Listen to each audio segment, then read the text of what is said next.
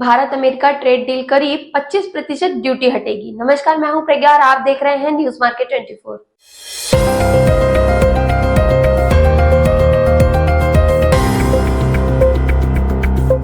Video शुरू करने से पहले हम आपको एक जानकारी देना चाहते हैं कि अगर आप भी चाहते हैं मार्केट से जुड़ी ताजा अपडेट्स, एक्सपर्ट्स की खास राय और लाइव सेशन जहां आपके सवालों का जवाब मिले तो भी ज्वाइन कीजिए हमारा व्हाट्सएप ग्रुप। ज्वाइन करने के लिए स्क्रीन पर दिए गए नंबर्स पर मैसेज करें। तो आज इस रिपोर्ट में हम बात करेंगे भारत अमेरिका व्यापार समझौते के बारे में, जो अब हस्ताक्षर के कगार पर है। भारत और अमेरिका के बीच द्विपक्षीय व्यापार समझौता यानी BTA अब लगभग हस्ताक्षर के कगार पर है।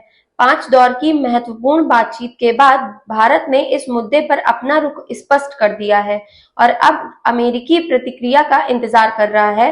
अमेरिकी राष्ट्रपति भी संकेत दे चुके हैं कि समझौता लगभग तैयार है और प्रक्रिया योजना अनुसार आगे बढ़ती हुई नजर आ रही है।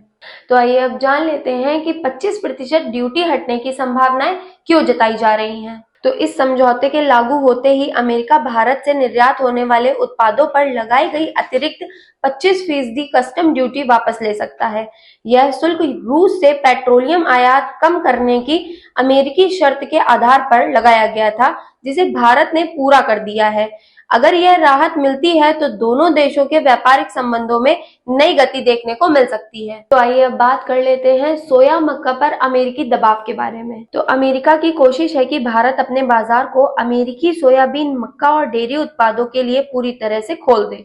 हालांकि अब तक इस मुद्दे पर दोनों देशों की ओर से कोई आधिकारिक बयान नहीं आया है। अब अगर बात करें चीन फैक्टर्स के बारे में, तो चीन द्वारा अमेरिकी सोयाबीन की खरीद फिर से शुरू करने से अमेरिका पर दबाव कम हुआ है, इसलिए भारत पर सोया आयात को लेकर ज्यादा दबाव नहीं डाला जा रहा।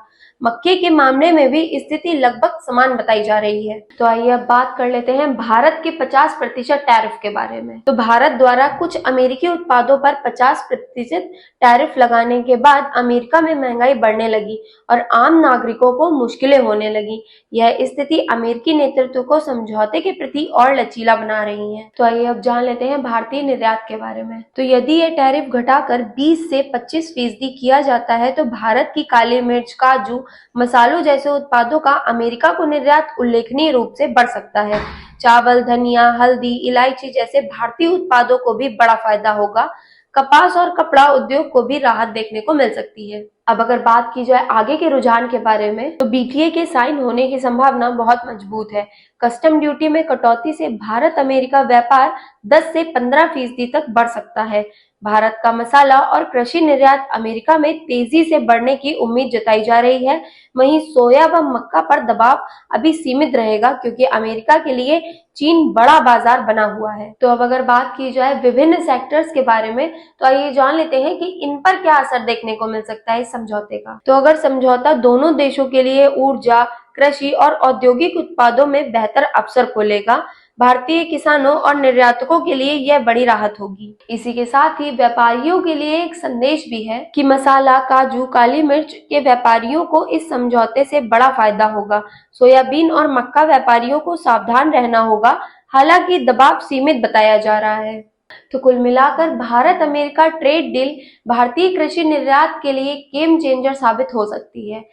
तो आज की वीडियो में बस इतना ही। अगर आप भी जानना चाहते हैं मार्केट से जुड़ी ताजा अपडेट्स तो अभी ज्वाइन कीजिए हमारा प्रीमियम या सेमी प्रीमियम प्लान।